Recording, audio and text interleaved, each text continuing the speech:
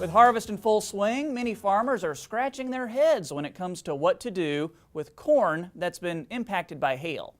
But before you chalk it up as a loss, learn what your options are. Market Journal's Maddie McIntosh spoke with UNL Extension Beef System Specialist Dr. Drewnoski and has this story. Strong storms have the potential to turn a farmer's thriving cornfield into a nightmare. Heavy rain can flood a field and fierce winds can break a healthy stalk in half. In the Midwest, it's common for storms to bring hail too. And that's exactly what happened this year. Actually, across the state, we had quite a few hail events. A lot of them were late season. In the central part of the state, there was a good swath that pretty much got hailed across the majority of the corn crop. So it was pretty bad for a year. I would say this is a pretty bad one. Hail can be difficult for farmers to prepare for, but depending on when it hits, it's possible the crop may not be a total loss. One of the things to consider if you have hail damage is where in the corn's life you have hail damage. This late season stuff, which is what we had a lot that was hailed in early August or very late July. It was already almost fully mature. The problem really comes down to the fact that once you get that hail that hits that corn, it actually creates the ability for the mold to start growing and the fungus to start growing, and so we can have mycotoxins.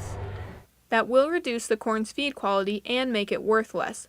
Drewnoski recommends turning it into silage. And the nice thing is, the earlier you get it off, the less chance for mold growth, the more starch you capture, the better the feeding value. The key is that a lot of people this year started harvesting too early for corn silage because it looked brown. What things had got killed in terms of the leaves and some of the top part of the plant started looking brown. They go, oh, it's really, really low moisture.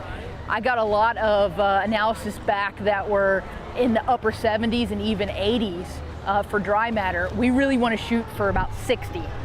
If mold is appearing from the hail damage, you should get a sample tested. Some types of mold aren't harmful to cattle. A lot of the mold that we see is actually called diplodia. It's actually the stock rot fungus, and it does not produce a mycotoxin.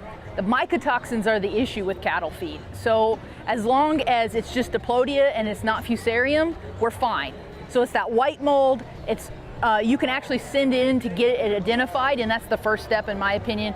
Dr. Drewnoski warns that hail can also cause a problem for the soil beneath the corn. Probably the biggest concern, in my opinion, that would be something people might not think about is that we are letting the light get to the soil sooner, and that does have repercussions in terms of weed management and deciding whether or not I need to spray when I normally wouldn't have this fall, or do something like cover crops to suppress the weeds. Maybe the added benefit is I have the potential to get enough light in to get something established to produce some forage this fall. And some people did take advantage of that. It should help decrease the weed load next season, and so it could be a win-win. Reporting for Market Journal, I'm Maddie McIntosh.